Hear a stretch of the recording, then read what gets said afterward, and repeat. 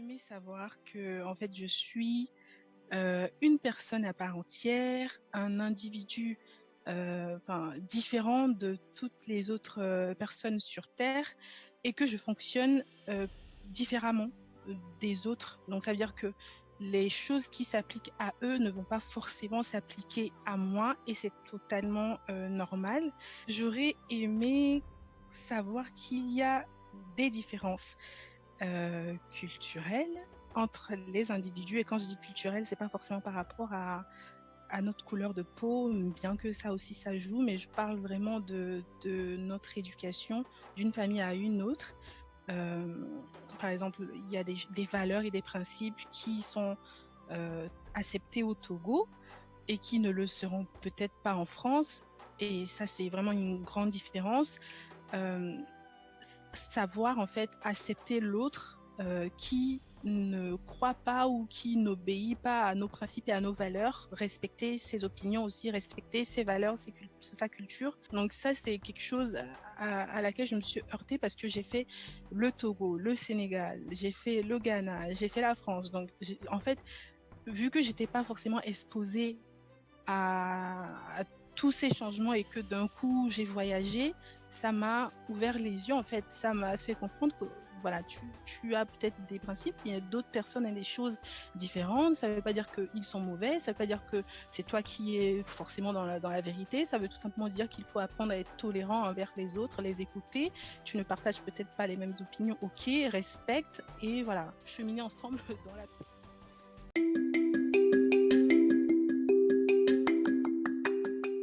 Salut, j'espère que tu vas bien. J'espère que tu te portes à merveille.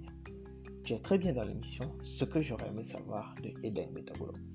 Je suis ravi de te retrouver aujourd'hui pour l'épisode 25 avec Fatimata Bintou Falana qui vit en France, qui est consultante en finance digitale, donc qui travaille dans la gestion de projet en gros et qui a une formation en comptabilité. Mais avant justement de te dérouler le tapis, je vais plutôt te préciser quelque chose de très simple. Je ne sais pas trop si c'est la première fois que tu m'écoutes ou que tu nous écoutes ou que tu rejoins le set des auditeurs et auditrices de cette émission. Alors, fais-moi juste un petit plaisir. Si tu l'écoutes sur Google Podcast, essaie de t'abonner directement. Ça s'affiche là, tout juste en haut. Tu le vois, c'est pas compliqué. Si tu l'écoutes sur Anchor, tu peux télécharger l'application Anchor sur ton smartphone pour l'écouter plus facilement lorsque tu seras en train de faire du sport, du jogging ou même lorsque tu seras en salle de gym. Tu peux aussi l'écouter sur YouTube. Je ne sais pas trop si tu l'écoutes actuellement sur YouTube ou pas, mais si ce n'est pas le cas, tu peux également l'écouter sur YouTube. Et ça, c'est encore plus facile en fait. Tu t'abonnes directement et tu sonnes la cloche. Il y a toujours une petite cloche juste à côté qui te permet justement de pouvoir recevoir les notifications automatiquement lorsque je publierai les épisodes qui vont s'en venir parce que ça va être encore plus intéressant. Et bien entendu, si tu l'écoutes sur Spotify, tu sais ce qu'il te reste à faire, c'est de t'abonner à mon compte. Alors, je reçois Fatimata Bintou Falana qui a 26 ans, qui a beaucoup évolué dans les finances, qui travaille dans les finances mais qui a une base en comptabilité. Et la question que je me suis posée, et d'ailleurs que je lui ai posée et à laquelle elle a répondu, est-ce qu'on est obligé de travailler dans ce dans quoi on a étudié? Bonne question. Je sais que dans l'univers africain, lorsqu'on étudie du droit, lorsqu'on étudie la communication, lorsqu'on étudie la géographie, la sociologie, on veut forcément travailler dans cette branche-là, en fait. On ne veut pas s'écarter parce que je ne sais pas trop si certains considèrent ça comme un échec, j'en sais rien. Mais pose-toi la question. Est-ce que tu es forcé de travailler dans ce dans quoi tu as étudié? Ou est-ce que tu peux peut-être utiliser ce que tu as étudié comme base théorique et tout et l'appliquer dans ce que tu veux faire à l'avenir? Ça peut être de l'entrepreneuriat si tu veux. Si tu as étudié les finances, tu peux un jour créer ton entreprise et justement ce bagage-là te sera utile, bien évidemment. Si tu as étudié la gestion de projet et que tu décides d'aller cultiver tes terres de 2 hectares quelque part à Lilikopé, quelque part à Blita, quelque part en fait, je ne sais pas trop, à Dakar. Possible aussi, etc. Fais-toi plaisir. Tu pourras utiliser tout ce que tu pourras utiliser tout ce que tu as étudié en gestion de projet et l'appliquer dans le process, dans la démarche, dans la réflexion. Et je pense que l'école nous donne cette base en fait de réflexion. J'en ai discuté encore avec un ami il n'y a pas très longtemps, et je pense que c'est très important de comprendre ce côté de la chose. On en a un peu parlé avec Félicité, j'espère que ça te fera plaisir de l'écouter. Alors moi je l'appelle Félicité, un peu comme la plupart de ses amis, mais son vrai nom c'est bien Fatimata Bintou Falana. Et enfin, je précise qu'elle est auteure, qu'elle a publié un livre il n'y a pas très longtemps.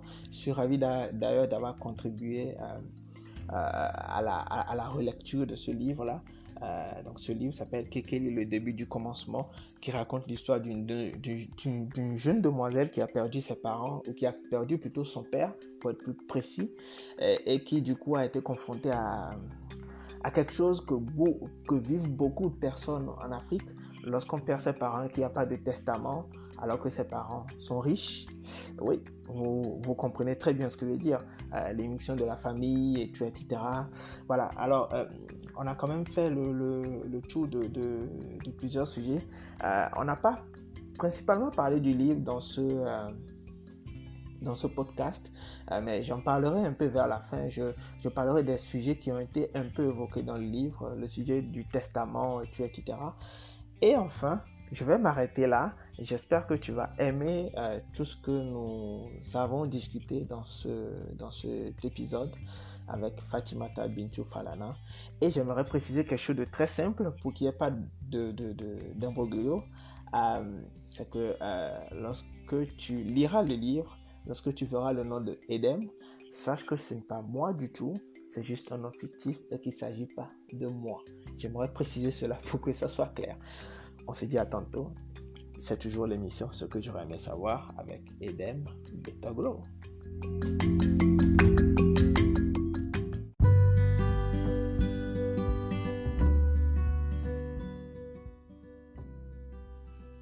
Bonjour tout le monde, je suis très ravi de me retrouver tranquillement en France. Alors le podcast a voyagé, que ce soit en virtuel ou en réel. Je suis très ravi d'être là aujourd'hui avec une grande dame. Je dirais une grande dame parce que je pense qu'on la connaît beaucoup plus dans tout ce qui concerne la finance, etc. Mais aujourd'hui, on va un peu délirer parce qu'elle a beaucoup de choses à partager. Alors, Félicité, comment tu vas? Je vais bien, et toi? Je me porte à merveille. Je suis très ravi de te recevoir aujourd'hui dans le podcast Ce que j'aurais aimé savoir. Alors, je vais te laisser te présenter en quelques minutes et puis on va dérouler le thème. Ok, plaisir partagé déjà. Donc, je me présente, je suis Fatimata Bintou Falana. J'ai beaucoup d'autres petits surnoms, dont Félicité, comme tu viens de m'appeler. J'ai 26 ans, je vis en France, togolaise d'origine, et je suis consultante en finance digitale, également coach en finance personnelle. Voilà. C'est quoi une finance digitale? Alors, j'accompagne mes clients à avoir plus de performance en utilisant la technologie au sein de leurs services financiers. Donc, tout ce qui est direction financière et tout ce qui est logiciel, par exemple, de comptabilité, de finance en général. Donc, on va travailler sur ces logiciels-là, on va travailler sur tout cet aspect technologie pour gagner en performance, en fait. D'accord, donc c'est un peu comme si tu travaillais dans tout ce qui touche les améliorations applicatives? Oui, mais pas que, parce que je suis plutôt côté AMOA, donc je vais coordonner et participer au projet sans rentrer dans l'outil en réalité. Donc, c'est plus de la gestion de projet que je fais dans un secteur applicatif, si tu veux, qu'on l'appelle comme ça, ouais. D'accord, ok.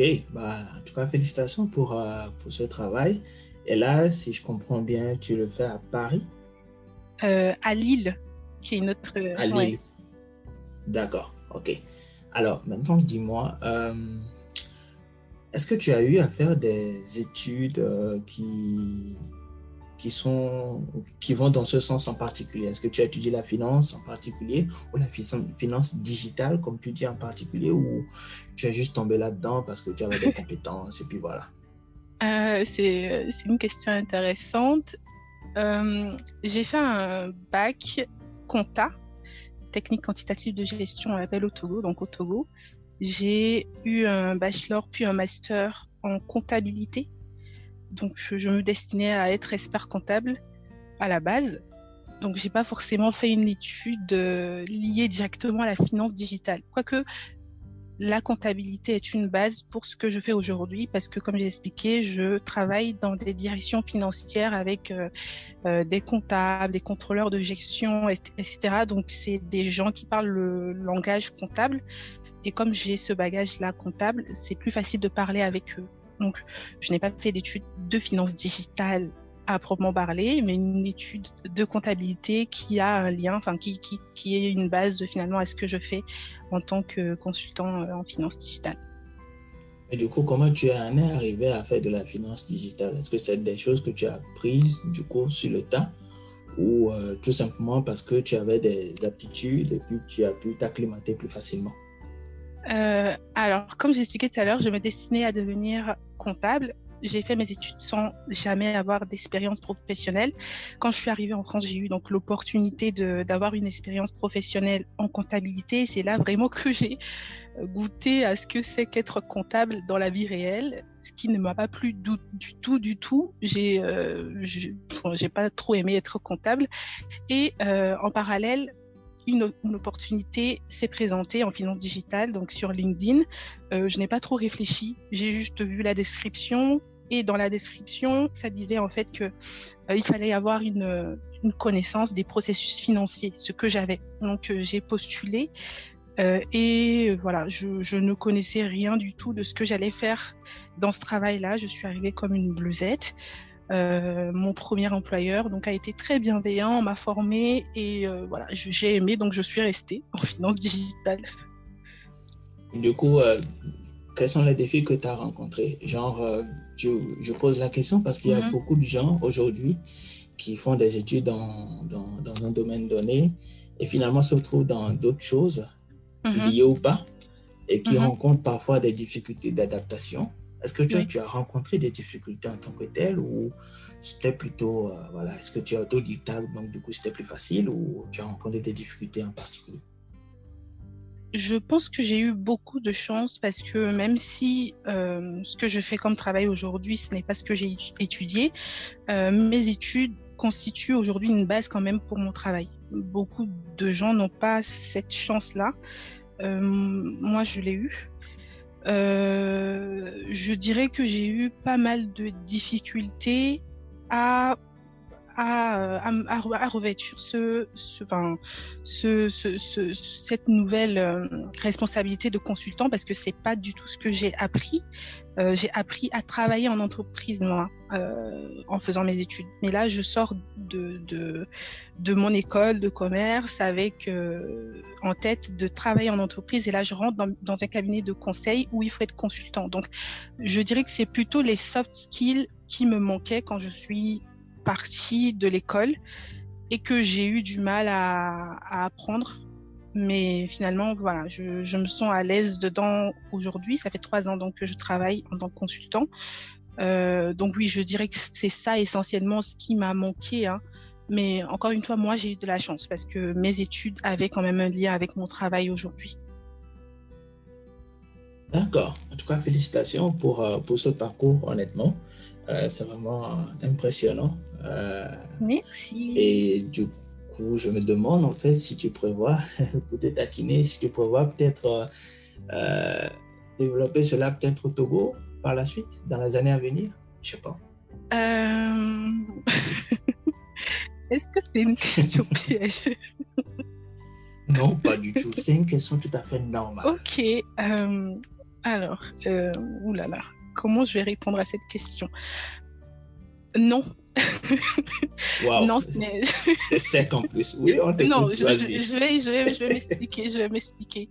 Je pense que je suis une personne qui déborde d'énergie et qui a une forte personnalité, je ne sais pas si ça se dit, mais entrepreneuriale. Donc, ça veut dire que j'ai beaucoup d'idées de projets qui n'ont aucun lien, mais quand je dis aucun lien, c'est vraiment aucun lien avec mes études. Ça va être des idées de projets qui tirent leur source, par exemple, de mes passions personnelles ou alors de choses tout simplement que j'ai expérimentées par, voilà, des expériences personnelles.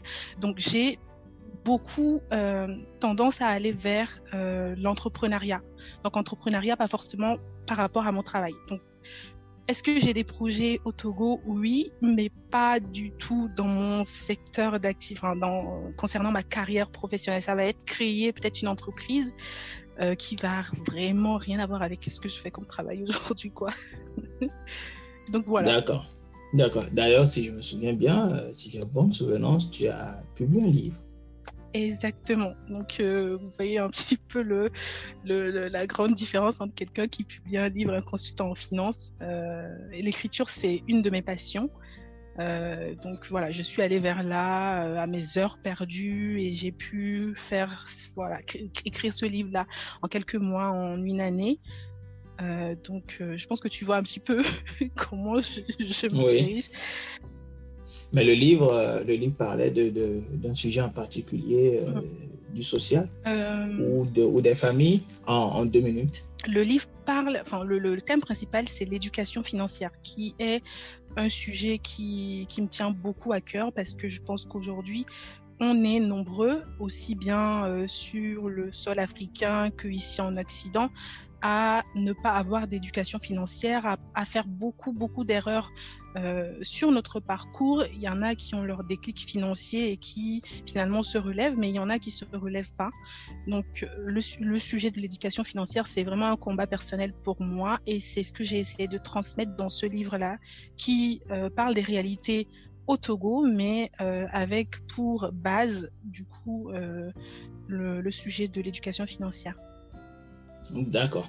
En tout cas, on retient cela, chers auditeurs et auditrices. Je vais quand même mettre le lien du livre dans la description pour ceux qui veulent aller jeter un coup d'œil ou le commander en ligne. Ce sera tout bénef. Alors, on va aller vers ce qui nous occupe aujourd'hui. Donc, ce que tu aurais aimé savoir. Alors, Félicité, dis-moi, qu'est-ce que tu aurais aimé savoir et en quoi ça aurait pas trop changer tes perceptions ou tes opinions aujourd'hui? Alors, encore une fois, je vais dire quelque chose qui n'a rien à voir avec tout ce qu'on a dit tout à l'heure. Pas de souci, laisse-toi aller. Alors, j'aurais aimé savoir que, en fait, je suis une personne à part entière, un individu différent de toutes les autres personnes sur Terre et que je fonctionne différemment des autres. Donc, ça veut dire que les choses qui s'appliquent à eux ne vont pas forcément s'appliquer à moi et c'est totalement normal. Ça ne veut pas dire que je suis bizarre ou alors que j'ai des problèmes. Ça veut tout simplement dire que je suis une personne à part entière qui fonctionne différemment.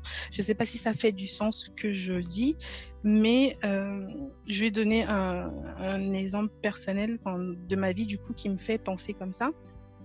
Je me souviens qu'il y a quelques années, en fait, je me suis retrouvée dans une situation très, je ne vais pas donner de détails, mais c'est une situation qui m'a poussée à prendre une décision. Sur le coup, je n'ai pas trop réfléchi, j'étais encore très jeune. J'ai pris la décision en pensant que vont penser les gens, en fait. La première chose à laquelle j'ai pensé quand je me suis retrouvée dans cette situation, c'est que vont penser les gens, la société fonctionne comme ça, et toi tu veux fonctionner comme ça, c'est pas normal, il faut que tu rentres dans les cases, il faut que tu fasses comme tout le monde. Et donc, sur le coup, j'ai pris une décision sans me concerter d'abord, mais une décision qui a favorisé les opinions de l'extérieur, tout simplement. Aujourd'hui, je regrette d'avoir pris cette décision. Et j'aurais fait les choses différemment, mais voilà, c'est un petit peu ce genre de choses dans mon passé qui m'ont ouvert les yeux à comprendre qu'en fait, oui, la société fonctionne peut-être comme ça, il y a des principes qui sont établis, il y a des valeurs qui sont différentes d'une culture à une autre, mais tu es une personne à part entière et tu as le droit d'avoir ton unicité en fait, et que tu ne devrais pas te sentir mal par rapport au fait que tu es en fait finalement unique et que ton mode de fonctionnement est peut-être unique à toi et différent des autres. Voilà, j'ai beaucoup parlé là.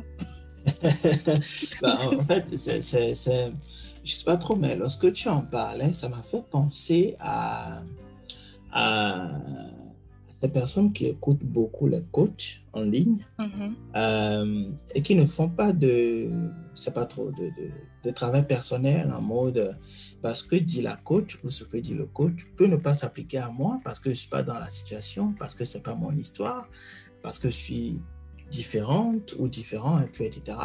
Est-ce que c'est quelque chose auquel tu as été déjà confronté?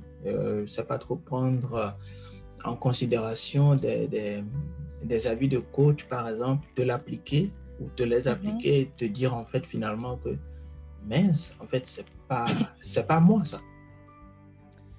Effectivement, je pense qu'on n'a que ça là aujourd'hui avec les réseaux sociaux, la télévision. Enfin, on est vraiment exposé aux gens qui revêtent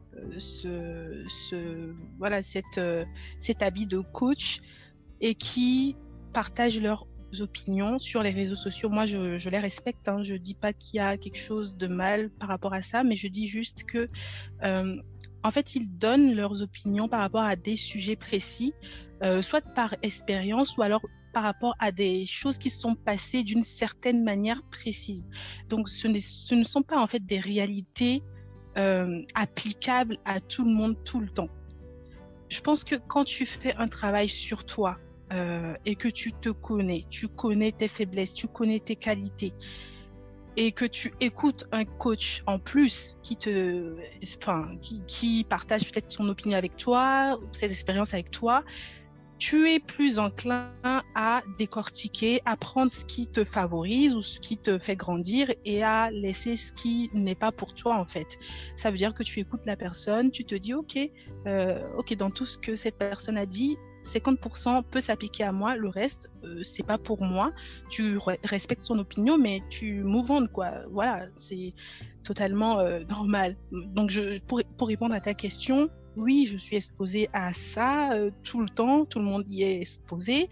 J'ai déjà eu des problèmes par rapport à des choses comme ça, de coach qui a dit, cette coach a dit, et donc tu te l'appliques sans te connaître, et finalement tu te retrouves dans le pain, comme les Ivoiriens diront.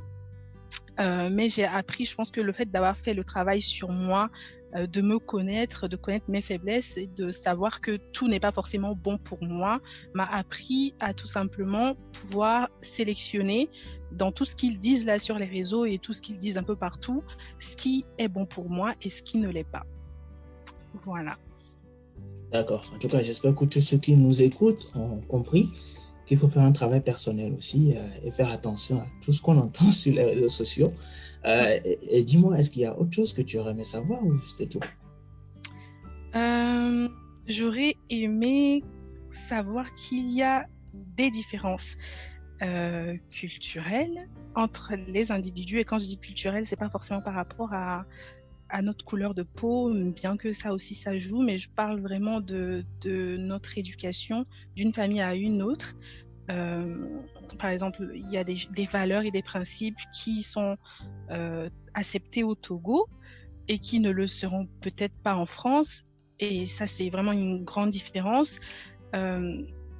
Savoir en fait accepter l'autre qui ne croit pas ou qui n'obéit pas à nos principes et à nos valeurs, respecter ses opinions aussi, respecter ses valeurs, sa culture, mais voilà, pouvoir tout simplement cheminer avec cette personne-là, que ce soit un ami, une amie, un copain, une copine, enfin bref, peu importe la relation qu'on a tissée avec cette personne-là, tout simplement savoir respecter l'autre et cheminer ensemble dans la paix, quoi, entre guillemets. Donc ça, c'est quelque chose à laquelle je me suis heurtée parce que j'ai fait le Togo, le Sénégal, j'ai fait le Ghana, j'ai fait la France. Donc en fait, vu que j'étais pas forcément exposée à tous ces changements et que d'un coup j'ai voyagé, ça m'a ouvert les yeux en fait, ça m'a fait comprendre que voilà, tu as peut-être des principes, il y a d'autres personnes et des choses différentes, ça veut pas dire qu'ils sont mauvais, ça veut pas dire que c'est toi qui es forcément dans la vérité, ça veut tout simplement dire qu'il faut apprendre à être tolérant envers les autres, les écouter, tu ne partages peut-être pas les mêmes opinions, ok, respecte et voilà, cheminer ensemble dans la paix. Voilà un petit peu ce que j'aurais aimé savoir. D'accord, c'est bizarre, mais j'avais une question qui était en lien avec ça, mais qui n'avait rien à voir avec ce que tu aurais aimé savoir. Donc, du Ah coup, ouais? on va en profiter pour aller vers la question podcast. Ok. C'est qu'en fait, vu que tu vis en France aujourd'hui, félicité, et qu'il y a justement ces différences culturelles un peu partout, est-ce que tu as déjà été confronté à cette difficulté-là? Je ne sais pas trop, peut-être pour une vie de couple ou encore pour une drague? Je ne sais pas, c'est possible, tout à fait possible. Est-ce que tu as déjà vécu ce genre de choses en fait? Alors oui, mais beaucoup, tout le temps. On t'écoute.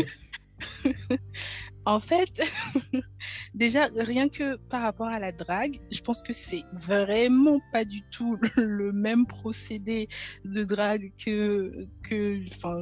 à laquelle auquel moi j'ai été exposée au Togo. Déjà ici en France, au Togo, c'est vraiment direct, c'est vraiment très direct. Tu vois la fille passer, elle te plaît, bah, tout de suite tu vas lui parler, tu prends son numéro de téléphone si elle veut bien te donner son numéro de téléphone et tout de suite vous commencez à chatter. Enfin, ça se passe comme ça. En tout cas, ça s'est passé comme ça au Togo pour moi. Je sais pas ce que tu en penses. Je ne sais pas encore si je vais valider totalement, mais je me fie à ce que tu as vécu. Donc, voilà. Bon, faut dire quand même que je suis partie du Togo à 17 ans. Donc, je ne sais pas si ça s'est amélioré, en tout cas. Mais quand j'étais au Togo, moi, c'est comme ça que je l'ai vécu. Hein. C'est très direct. Ici, mais c'est vraiment tout le contraire. C'est vraiment dans la subtilité. C'est-à-dire que, imagine, tu arrives à une fête, tu vois quelqu'un de loin qui te plaît. Enfin, je sais pas comment tout le monde fait. Hein, et là, je parle personnellement pour moi, pour les Français ou les Françaises qui vont m'écouter, qui vont se dire, ah, elle raconte n'importe quoi. Là, je parle de moi personnellement. Donc, j'arrive à une fête, je me pose, je vois quelqu'un qui me plaît. Moi, je serai et pareil pour la personne, ce sera plus de la subtilité, c'est-à-dire on se regarde, voilà, rien qu'avec les jeux de regard, on sait que ok, il y a potentialité, qu'il y a potentiel quoi. Il peut y avoir quelque chose, et rien qu'avec ces jeux de regard là, pendant peut-être toute la soirée, à un moment donné, on se comprend en fait. On sait qu'à un moment donné, soit toi ou moi, enfin en tout cas quelqu'un va initier le premier pas et ça va être tout dans le naturel. Et quand je dis premier pas, c'est pas forcément oui, allô, oui, donne-moi ton numéro de téléphone. Non, c'est plus oh, excusez-moi, vous avez l'heure. Enfin, c'est vraiment très subtil en fait. Mais tu sais très bien que le oh, excusez-moi, vous avez l'heure, c'est pour initier une conversation. Donc, c'est vraiment la grande différence que moi je vois entre ce que j'ai ici en France et ce que j'ai vécu au Togo.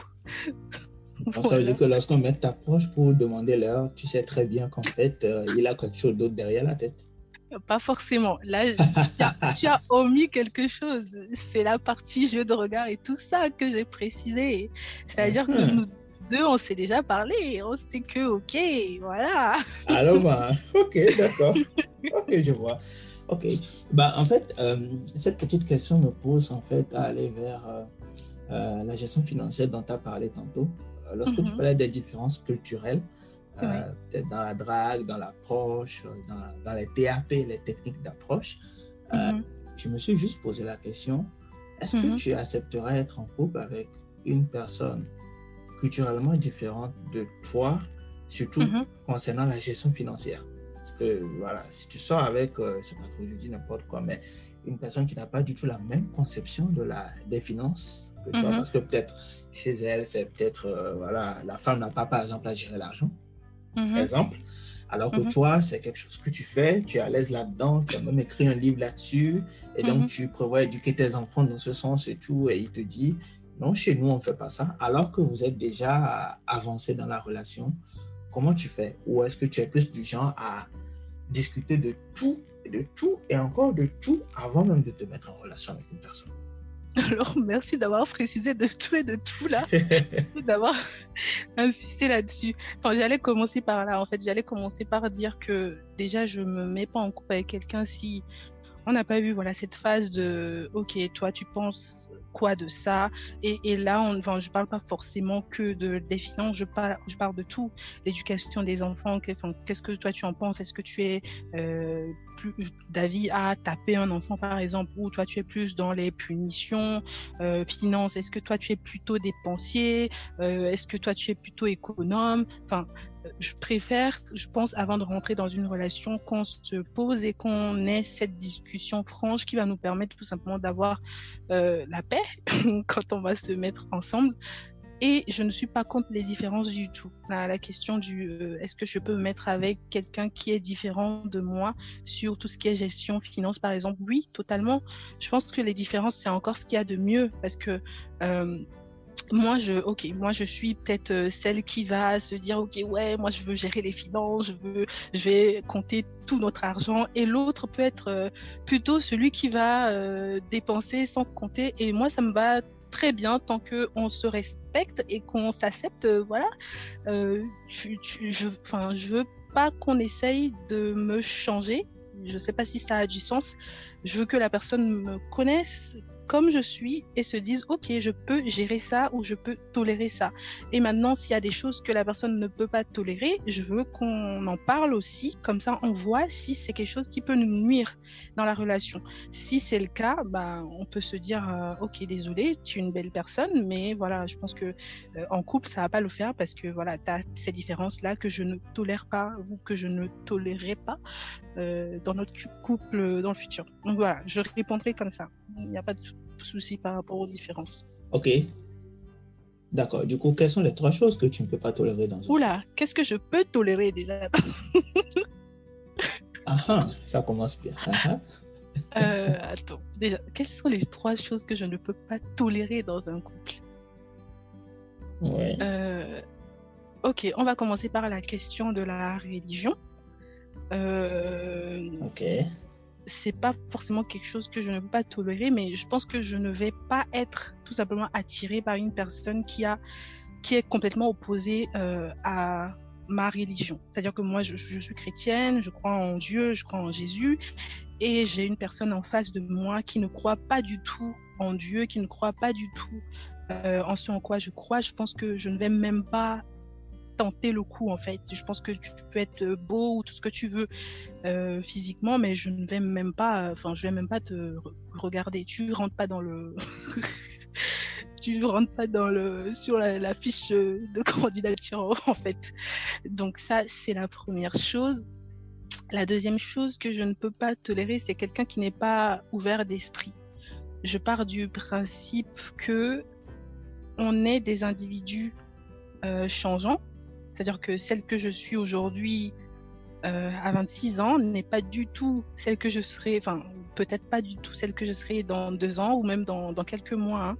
Et une personne qui est vraiment bornée, limitée, qui est calquée sur une chose et qui n'est pas, qui ne peut pas changer, qui ne sera pas ouvert à changer si jamais je change ou si jamais les choses changent, ça peut être compliqué parce que je sais que je vais changer, je sais que l'autre va changer et donc je pense que l'ouverture d'esprit va nous permettre de simplement nous adapter au fur et à mesure que les choses changent. Donc, deuxième réponse, une personne qui n'est pas ouverte d'esprit, non. Et troisième chose, une personne qui n'a pas de vision, qui ne sait pas où elle va, pas forcément c'est pas forcément une personne qui a déjà tout dans la vie, hein, non, mais voilà, une personne qui a quand même une vision, c'est bien. Quand tu n'as aucune vision, tu ne sais pas où tu vas, on te pose la question, tu es tout le temps en mode bon, on verra ce que la vie nous donne, c'est vraiment très compliqué pour moi parce que j'ai trop d'idées, j'ai trop de choses à faire et je pense que ce genre de personne, ça va juste me frustrer et je pense que je vais le frustrer aussi, donc c'est voilà, la troisième chose que je ne tolérerai pas, c'est ça. D'accord. Alors, je vais poser une dernière question pour te taquiner et puis je pense qu'on s'en va un peu vers la fin du podcast. Supposons que tu tombes sur un homme, d'accord, qui sait où il va plutôt, excuse-moi. Donc, qui a une vision, qui sait exactement ce qu'il fait, qui est ouvert d'esprit, d'accord. Qui a des valeurs, donc qui est respectueux, qui est issu d'une bonne famille. Tu sens vraiment que cette personne a certaines valeurs, incarne certaines valeurs dans lesquelles tu te retrouves pleinement, d'accord. On retrouve aussi le côté assez spirituel, genre tu sens quand même que c'est une personne qui croit en un créateur, qui sait qu'il y a un créateur suprême, mais qui n'est pas chrétienne, qui n'est pas en mode, voilà, je suis chrétien, etc., etc. Mais lorsque cette personne s'exprime avec toi, etc., tu sens quand même que non, c'est pas une personne qui ne croit en rien du tout, elle n'est pas athée, mais c'est une personne qui croit en un créateur et tout. Est-ce que juste parce que le premier critère, religion, parce que tu as parlé de religion et non de spiritualité, donc le premier critère religion saute dans ton équation, est-ce que ça veut dire que tu mets la personne de côté automatiquement?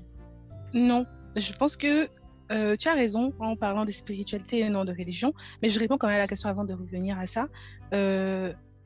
Non, pourquoi j'ai dit non? Parce que en fait, si je rencontre une telle personne qui saute quelque chose qui est vraiment très important pour moi, je pense que ce genre de personne-là, je vais pas tout simplement mettre une croix, je vais essayer de garder une relation cordiale avec ce genre de personne. Je pars du principe que, comme j'ai dit tout à l'heure, il faut être ouvert d'esprit et il faut savoir changer, enfin, faut pas être calqué en fait. Donc quand je rencontre une personne comme ça, qui est, voilà, comme tu as dit, ouvert d'esprit, enfin tout ce que j'ai dit et qui est important pour moi, mais qui n'est pas forcément chrétien, mais qui croit en Dieu, je vais avoir tendance à vouloir tout simplement être son ami, apprendre à le connaître, cheminer avec lui sans aucune intention derrière. En fait, je ne veux pas me mettre dans une situation où tu as déjà des sentiments, tu es déjà vraiment loin dans ta tête et donc là, tu ne peux plus prendre des décisions. Je vais essayer de garder le plus de distance possible tout en gardant de relations cordiales et on évoluera ensemble. On verra ce que ça donne dans le futur. Peut-être que dans le futur, cette personne-là, ou même moi, on s'alignera à un moment donné sur la question de la spiritualité, de la religion. Donc non, je ne vais pas tout simplement barrer ou jeter cette personne-là. Je pense que je vais garder une relation cordiale et on verra ensuite. Maintenant, je reviens juste sur ce que tu as dit parce que je suis d'accord avec toi. C'est sur la question de la religion, spiritualité. Quand je parlais de chrétienne, etc., je ne parle pas forcément de la religion parce que cette personne peut être catholique et moi protestante, ou alors je sais pas moi évangélique et moi je sais pas toutes les dénominations qu'il y a là. C'est pas ça forcément le plus important. Le plus important, c'est est-ce que tu crois en Dieu, est-ce que tu es, quand je dis chrétien là, c'est quelle église, dans quelle église tu vas, c'est toi, l'état de ton cœur. En parlant avec une personne, je pense que tu sais ça, même si cette personne ne va pas à l'église, tu sais en parlant avec la personne, son état d'esprit ou son état d'âme par rapport à la spiritualité, à la religion. Donc, je pense que je reviens juste sur ça pour préciser ça. Mais voilà, je pense que j'ai répondu à la question avant de préciser tout ce que j'ai précisé là. Odouinti, c'est bon. Odouinti. Oui, tu as répondu en effet. Tu as répondu. En tout cas, merci déjà pour le petit tour de piste qu'on a fait sur ces différents sujets qui, je l'espère, ont nourri la réflexion de nos auditeurs, de nos auditrices. Et si tu devais en fait donner 3 conseils à tous ceux qui nous écoutent en 2-3 minutes, ce serait quoi? Jusqu'à 3 conseils. Ok. Ok. Tu peux même en donner 2, il n'y a pas de souci. Okay, on va commencer par du coup ce que j'ai dit au début. En fait, mon premier conseil, c'est apprenez à vous connaître. Je pense qu'on n'arrive pas forcément à se connaître à 100%, mais on arrive à connaître au moins les choses qu'on aime, nos qualités, nos faiblesses, nos défauts, etc. On arrive à se cerner, à savoir comment on peut réagir dans une certaine situation, comment on va réagir s'il y a des troubles, des problèmes, etc. Enfin, en conclusion, apprenons à nous connaître. Pourquoi c'est important? Parce qu'en fait, aujourd'hui, on a accès à beaucoup d'informations, à beaucoup d'opinions, à beaucoup de sujets. Ce ne sont pas forcément des personnes méchantes, c'est juste des personnes qui parlent de par leurs expériences, de par leur vécu, de par ce que eux ils croient être vrai et bon pour eux, pas forcément pour vous. Mais dès que vous avez fait ce travail d'un minimum de vous connaître, quand vous entendez les gens parler ou quand vous écoutez les gens, c'est plus facile de faire une sélection, de se dire ok, ce qu'elle dit c'est bien, je prends ça, je laisse ça, je prends ça, je donne ça. Voilà, donc mon premier conseil c'est ça. faites un travail sur vous pour vous permettre de faire des sélections parmi toutes les informations qu'on a aujourd'hui. Deuxième conseil, ça sera concernant les finances personnelles. Hein. Comme je l'ai dit, c'est un combat personnel pour moi, c'est quelque chose de très important. Comme toute autre chose dans cette vie, on se forme, c'est important. Il y a Google qui est là, vous pouvez aller sur Google et voilà, taper ce que vous ne connaissez pas. Donc ce sujet, il est important parce qu'il y a beaucoup de gens aujourd'hui qui sont des cadres, qui gagnent bien leur vie, mais qui sont vraiment fauchés de moins en moins, qui sont au découvert de moins en moins. Qui ne gèrent tout simplement pas bien, pas parce qu'ils ne veulent pas, mais tout simplement parce qu'ils n'ont pas l'éducation. Et donc, qu'est-ce que ces gens doivent faire? Aller chercher l'information, s'auto-éduquer, même si l'école ne le fait pas. À un moment donné, il faut se prendre en main, être responsable et aller chercher l'information. Donc, deuxième conseil, c'est ça. Éduquez-vous par rapport aux finances personnelles. Et qu'est-ce que je peux dire en troisième position? Ah oui, je vais dire ça. En troisième position, c'est par rapport aux relations hommes-femmes aujourd'hui. J'ai l'impression que c'est une guerre totale entre les hommes et les femmes aujourd'hui, les féministes rouillés, les hommes ici, les anti-féministes là. Je pense que c'est vraiment... c'est vraiment... Tu ris parce que tu es d'accord, ou bien? Non, je t'écoute tout simplement et puis après, je dirai ce que j'en pense. Ok, ça marche. Donc oui, il y a pas mal de guerres aujourd'hui par rapport à ça, hommes et femmes. Je pense que, encore une fois, je repars à mon premier conseil qui est apprenez à vous connaître. Je pense que quand tu arrives à faire ça, que tu sois un homme ou une femme, quand tu te connais, tu sais le partenaire ou la partenaire de vie qui te correspond. Et donc, si pour toi, ton homme ou ta femme doit être comme ça, tu vas aller rechercher ça. Et point final, peu importe ce que les autres disent. Si tu te retrouves confronté aux avis des internautes, etc., tu sais que toi, voilà, tu fonctionnes comme ça, tu as eu telle éducation, donc ta femme doit être comme ça, donc tu cherches voilà, ta femme comme ça ou tu cherches ton homme comme ça. Et donc, tu rentres pas dans cette bataille sans fin, ça va pas se terminer. Et voilà, tu es bien en fait, tu évolues bien, tu circules. Voilà. Donc, troisième conseil, c'est ça. Apprends à te connaître, encore une fois, pour éviter de se retrouver dans les batailles hommes-femmes, égalité, féministes, anti-féministes, etc. Voilà. Ok, d'accord, ok. Merci déjà, félicité pour ces 3 conseils. Merci d'avoir ratissé large, comme on dit, en allant plus loin dans tes réflexions. J'espère que les auditeurs et les auditrices se sont quand même un peu retrouvés dans tout ce que tu as dit. Je pense que moi, je retiens quelque chose de fondamental, c'est le fait de se connaître personnellement. Je pense que c'est la base, en fait. Plus tu te connais, mieux tu sais ce qui irait mieux avec toi. Excusez-moi la tautologie, mais c'est un peu ça. Un homme décide au cours, tu peux pas le faire, en gros. Ouais. Voilà, donc il faut se connaître et c'est le plus important. Un mot de fin et puis on dit bye bye à tous ceux qui nous écoutent.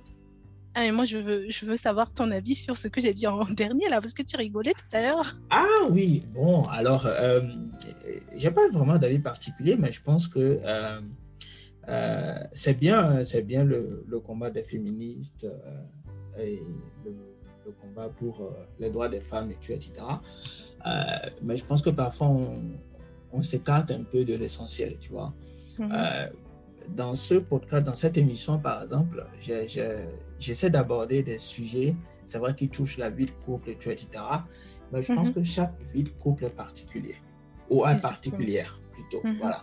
C'est-à-dire que si tu rencontres 2 personnes qui, je sais pas trop, tu vois l'homme qui fait la cuisine et la femme qui est plus orientée finance, ça, c'est leur fonctionnement.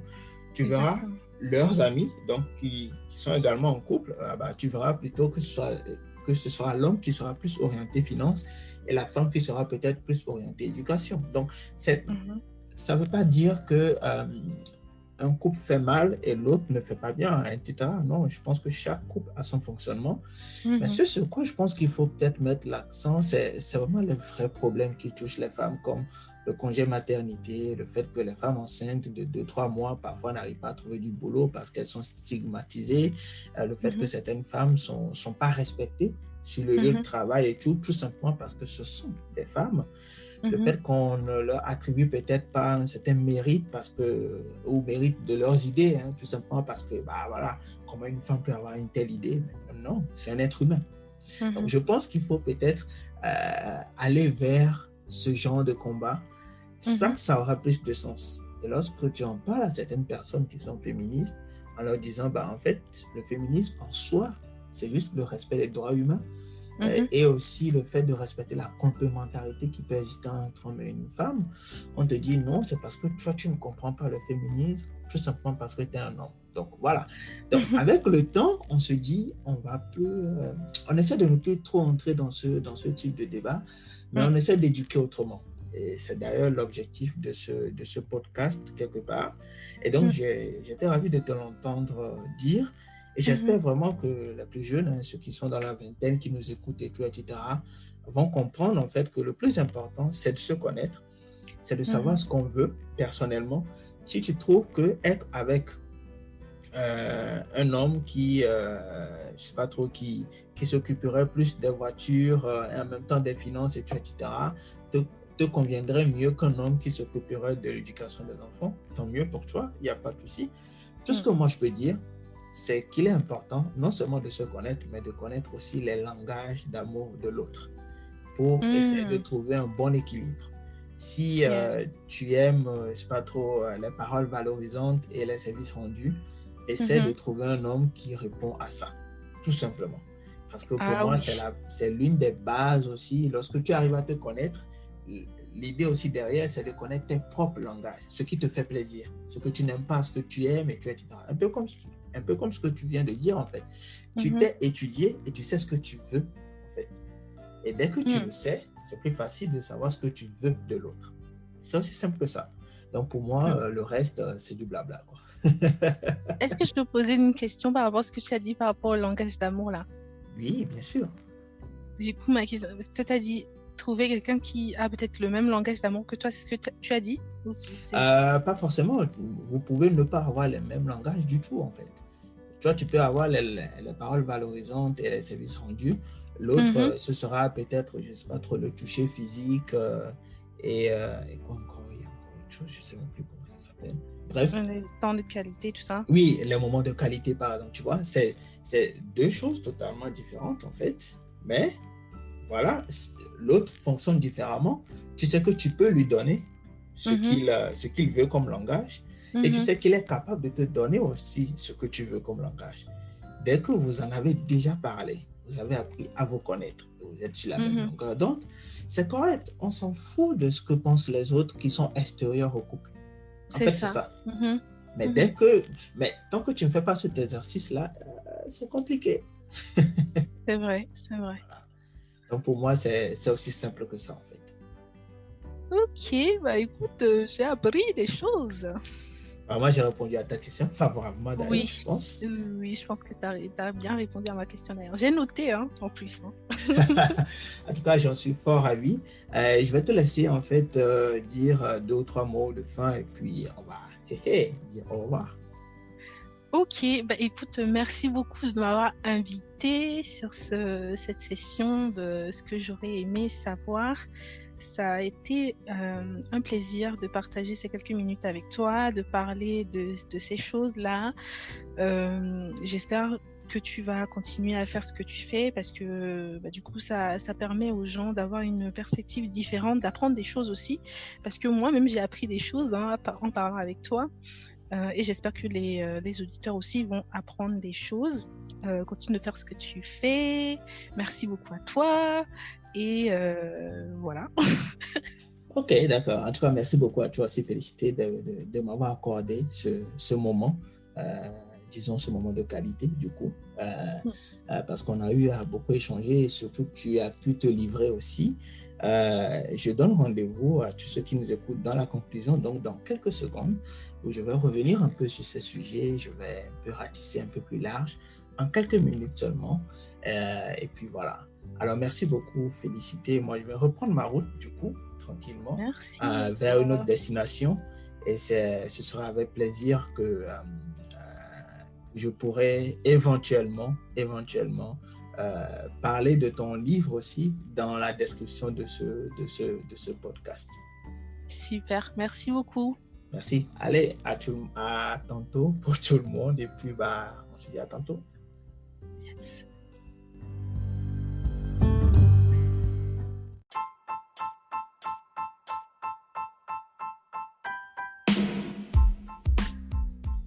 Salut, j'espère que tu as aimé l'échange que j'ai eu avec Félicité. J'espère que tu as pu apprendre des choses.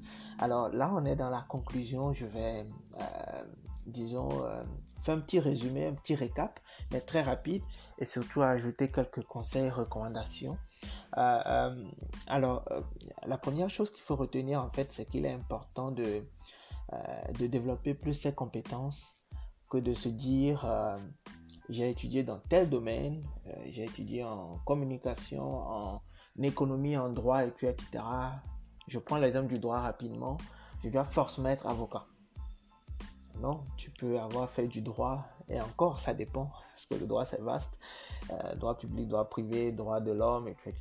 Tu peux avoir fait du droit et carrément faire une formation complémentaire, ou peut-être développer des compétences en communication, ou développer des compétences, je sais pas trop, en intelligence artificielle, je dis n'importe quoi bien évidemment, ou encore dans le numérique, et te dire finalement, je vais peut-être aller vers le droit du numérique.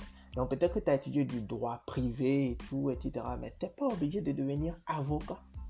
Tu peux juste tout simplement être consultant en droit du numérique, par exemple. Il y a des gens qui l'ont fait. Donc, je veux en fait te faire comprendre qu'il ne faut pas que tu t'enfermes dans un domaine donné. Il faut que tu puisses être une personne qui veut bien aller au-delà de ce domaine-là, qui puisse être capable d'apprendre de lui-même ou d'elle-même. Si tu essaies de développer des initiatives personnelles pour développer tes compétences, je pense que tu vas en apprendre encore plus dans ton domaine, et même dans d'autres domaines qui seront complémentaires. Et donc, ça, c'est la première chose que moi, j'apprends de l'échange avec Félicité. La seconde chose, c'est qu'on a parlé de l'influence des coachs. Mais pas vraiment de ça directement, mais Félicité nous a parlé du fait qu'il faut faire attention aux choses en fait qu'on apprend dehors. Je m'explique rapidement. C'est pas parce qu'en fait quelque chose est applicable à une de tes amies, à un de tes amis, que forcément c'est applicable à toi. Elle a bien dit, j'aurais aimé savoir que les choses qui s'appliquent aux autres peuvent ne pas s'appliquer à moi. Et ça, je pense que c'est quelque chose que beaucoup de gens ont du mal à comprendre. Et nous voyons un peu l'avènement des coachs en Afrique, où une coach justement reçoit une personne qui raconte son histoire, et puis etc. Et finalement, on se retrouve à écouter, et puis on se dit, je vais peut-être appliquer les conseils du coach par rapport à cette situation. Mais est-ce que tu es dans cette situation? Est-ce que tu la vis, cette situation? Est-ce que tu as la même histoire que la personne qui vient de partager son vécu? Si tu n'es pas dans le même cas, essaie de relativiser. Oui, tu peux utiliser les conseils, bien évidemment, mais essaie de revoir en fait ton contexte à toi. Et si ce n'est pas applicable, ne l'applique pas. C'est pas parce qu'on dit qu'il faut que tu utilises une technique donnée pour, je sais pas trop, mieux connaître une personne, et tout, etc., que tu vas vouloir l'appliquer automatiquement à, je sais pas, cet homme ou cette femme qui essaie de mieux te connaître et tout. En fait, ce n'est pas la même chose, ce n'est pas la même histoire. Essaie toujours de relativiser. Ce n'est pas parce qu'on te dit qu'il faut appliquer une certaine technique dans le milieu professionnel, pour ceux qui sont peut-être en économie, en droit, en communication, etc. En fait, les domaines sont différents. Donc, ta vie est différente de la vie de l'autre. Essaie toujours de prendre en compte cette différence-là. Et si c'est applicable, tant mieux. Mais si ce n'est pas applicable, essaie de faire attention à ça. J'aimerais que tu comprennes aussi un autre sujet rapidement, l'importance de l'éducation financière. Il est important que tu travailles sur toi, sur tes principes financiers, pour pouvoir avoir une bonne santé financière. Il y a un proverbe Yoruba qui dit que les noyaux qui donnent de l'huile de palme doivent d'abord souffrir le feu. Il est important que tu souffres le feu quelque part. Il faut que tu sois rigoureux ou rigoureuse dans tes principes financiers pour que tu puisses avoir une bonne santé financière. Et je pense que c'est encore plus important que ce qu'on peut penser. Et d'ailleurs, c'est un sujet qui est revenu dans une série Netflix, si je ne me trompe pas, Smart Money Woman, que tu peux retrouver très facilement. Je pense que ça pourra te faire réfléchir. Essaie de voir concrètement où est-ce que tu places la place de l'argent et surtout où est-ce que tu places les dépenses et l'épargne. Essaie de penser à ça. Félicité à moi, on en a un peu parlé. D'ailleurs, Félicité donne des conseils dans ce sens-là sur sa page Facebook. Je mettrai la description je mettrai plutôt le lien dans la description de cet épisode. J'espère que ça te fera plaisir. J'espère que tu pourras en apprendre plus. On a également parlé des différences culturelles. Je pense que c'est ce que beaucoup de gens vivent. Si vous êtes en Occident, que vous rencontrez une personne qui est de l'Amérique latine, par exemple, alors que vous êtes africain, donc vous voyez, il y a 3 contextes finalement qui s'entrechoquent. Avec Félicité, on a un peu fait le tour et j'ai finalement compris à quel point, en effet, comme elle le dit, les différences culturelles peuvent affecter nos principes dans le sens positif comme dans le sens négatif. C'est à nous de savoir faire le tri. Et je pense qu'il est important de le comprendre très vite. On a essayé de parler de la vie de couple, mais pas dans le sens où on en parle souvent. J'ai posé une question à Félicité. Quelles sont les 3 choses à ne pas tolérer en couple? Elle a dit qu'elle serait incapable de tolérer une personne qui ne soit pas ouverte d'esprit, une personne qui manque de vision, une personne avec qui elle ne partage pas les mêmes valeurs ou les mêmes principes religieux, etc. Donc, il touche un peu aussi à la spiritualité d'une part. Je trouve ça intéressant, mais moi, je vais ajouter d'autres choses rapidement. Alors, selon moi, d'abord, il faut trouver une personne qui vous corresponde. C'est la première chose. C'est très important.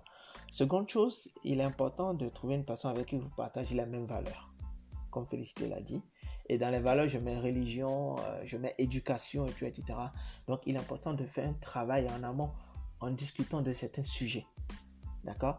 Et comme je l'ai déjà dit, il est important de poser des sujets comme des cas pratiques lorsque vous essayez de connaître une personne.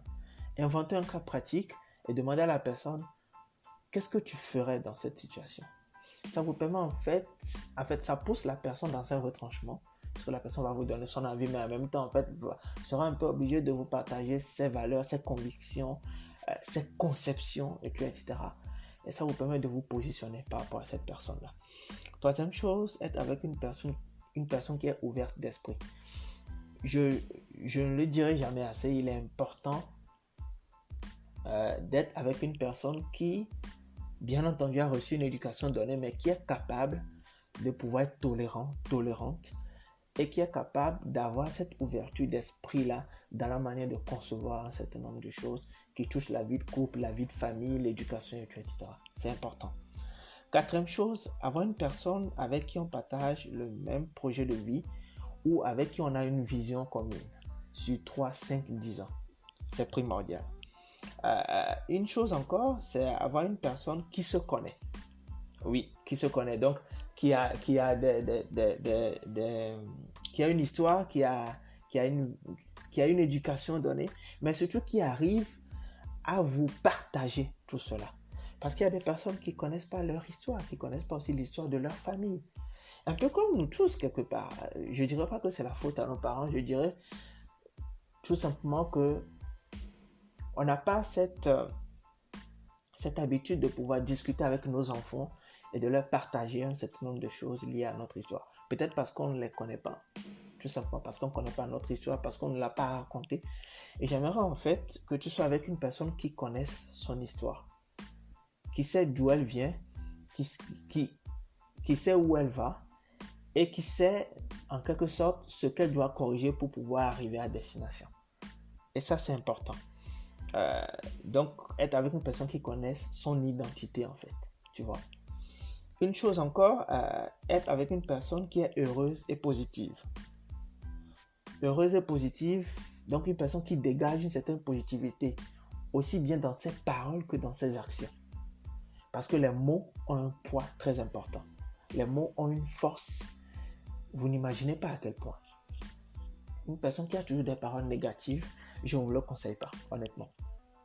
Il faut que vous parliez à cette personne pour que cette personne comprenne à quel point il est important d'avoir des paroles positives, de dégager de la positivité. Parce que lorsque vous serez avec cette personne, ça va changer beaucoup de choses en fait. Ça va guider votre vie et votre projet commun, votre vision commune. D'où l'intérêt d'être avec une personne qui comprenne l'importance des mots positifs. D'accord? Et enfin, une personne qui connaît ses propres langages de l'amour, ce qui rejoint un peu une personne qui se connaît, et une personne qui est intéressée par vous, qui veut connaître aussi vos langages à vous. Je vais finir avec ceci. Félicité a publié un livre. J'espère que tu pourras le lire. Quel est le début du commencement? Je mettrai le lien dans la description de ce podcast. Et dans ce livre, on retrouve un peu l'importance de cette ouverture d'esprit dont je parlais tantôt. On a parlé du testament. Oui, en Afrique, lorsque tu parles du testament à tes parents, ils pensent automatiquement que tu veux les tuer ou qu'on veut les tuer. Le testament est important. On le voit d'ailleurs dans la série Smart Money Woman, une série nigériane, où l'absence de testament peut causer un certain nombre de choses. Dans le livre que Félicité a publié, tu verras à quel point c'est important d'avoir le testament ou de pousser les parents à faire un testament. Chers parents, c'est pas qu'on veut vous tuer, ça n'a aucun rapport en fait. C'est juste pour protéger votre famille. Il faut le faire. Assurance vie, ça aussi c'est une autre histoire. Je pense que ça en revanche, c'est un peu ancré dans les habitudes, mais il faut quand même s'en parler. J'en profite pour lancer un appel à tous ceux qui sont jeunes aujourd'hui, qui ont 30 ans, 35 ans, 25 ans, qui prévoient se marier, avoir des enfants, etc. Ayez en tête ces aspects-là. C'est primordial. Je pense qu'il est important de pouvoir travailler sur ces points. Et surtout d'avoir la même vision sur ces points avec votre femme ou votre mari. Oui, parce que parfois il y a des hommes qui veulent faire le testament, mais la femme dit non, il ne faut pas en faire, ça ne sert à rien, etc. Ou parfois c'est la femme qui propose à l'homme d'en faire et automatiquement l'homme se braque, etc. Il est important de comprendre les choses de la même façon. Je vais m'arrêter là. J'espère vivement que tout ce que j'ai partagé dans cet épisode t'a été utile. J'espère que tu vas pouvoir comprendre à quel point il est important de pouvoir aborder un certain nombre de sujets qui touchent les finances, qui touchent l'ouverture d'esprit, qui touchent l'identité. Et je vais finir avec 2 proverbes. Le premier, c'est « Seul un être patient peut traire un lion ». Si vous devez vous engager dans une vie de couple, soyez patient. Essayez vraiment de connaître l'autre sur tous les plans. Même si ce n'est pas à 100% sûr, au moins vous aurez une idée très claire des conceptions de la personne. Seul un être patient peut traire un lion. Et second proverbe, et que je dis toujours ici en fait, la vie a un début, une fin. L'important, c'est ce que tu en fais. Alors fais-en quelque chose d'utile, d'agréable pour ta vie et prends les bonnes décisions. C'est Eden Betoglo et c'est l'émission Ce que j'aurais aimé savoir. On se donne rendez-vous pour le prochain épisode, toujours en France. Et ensuite, ce sera probablement le Togo et enfin le Canada. Et puis, je pense qu'on va tirer vers la fin de cette saison 1. Allez, à tantôt.